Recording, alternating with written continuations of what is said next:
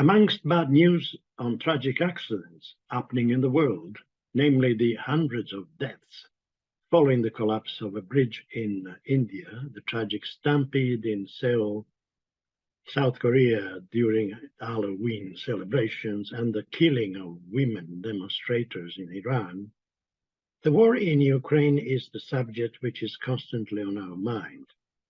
This is a war with alternating military fortunes for Russians and the Ukrainians, locked in a confrontation with no end game in sight. On the subject, we interviewed our political analyst, Michal O'Hurley. Good morning, Michal. Good morning. Once again, we touch on the Ukrainian war, for which there seems to be no end.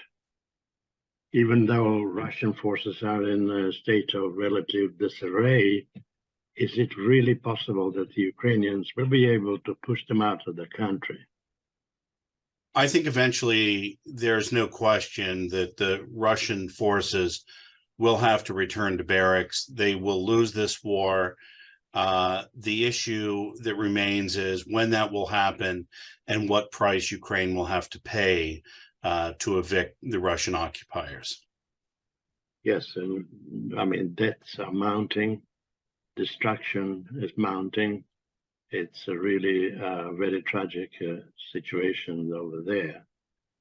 I mean, they have the support of the West, but it seems to be that the West, with their hands tied, not to intervene directly, which would possibly finish this war once and for all, it's in the hands of the Ukrainians. And I just wonder how long can they resist, I think anybody who counts the Ukrainians out is ill-informed.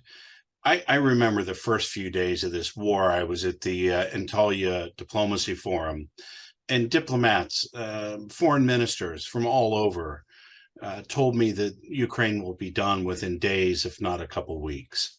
And here we are 10 months later. They've taken back much more of their territory. They've proven themselves decisive victors on the battlefield, better commanders, better in controlling their troops, more disciplined, and they've kept the coalition not only together, but I think the coalition understands now that their goal is to move this across the finish line and give Ukraine a clear victory. A diplomatic solution isn't possible when dealing with Russia, who has committed so many war crimes, human atrocities, and whose military forces have more capability to steal washing machines and toilets and send them home to Moscow than they do to take territory and hold it on the battlefield.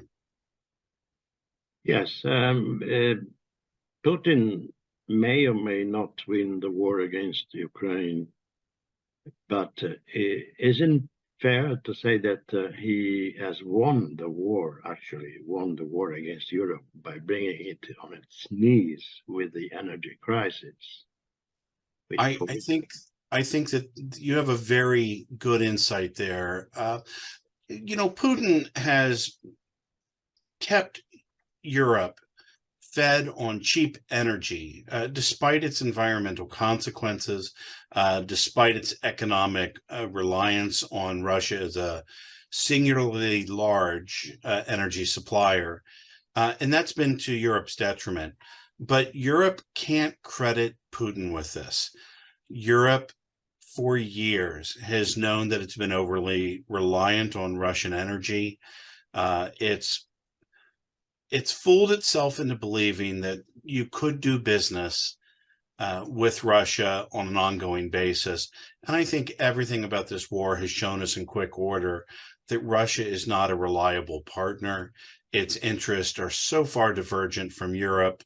And the only question is if Europe credits Putin, it really does so by escaping responsibility for its own poor energy policies for the past 20 years. In any case, it's a dirty situation, and we hope that it will be resolved one way or the other in the near future. Okay, thank you very much. Thank you. And for everyone's sake, I hope you're right, Concetto. The presidential elections, which concluded in Brazil over the weekend, is another item of news worth talking about. On these elections, we interviewed Brazilian Jefferson Lima, who works at the Indochina restaurants in Leeson Street, Dublin.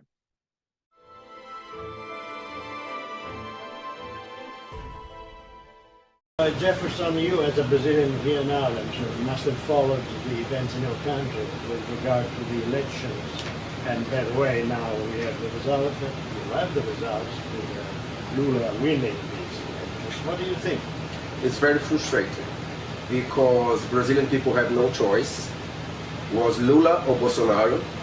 I wouldn't pick any of the candidates, but that's what we have.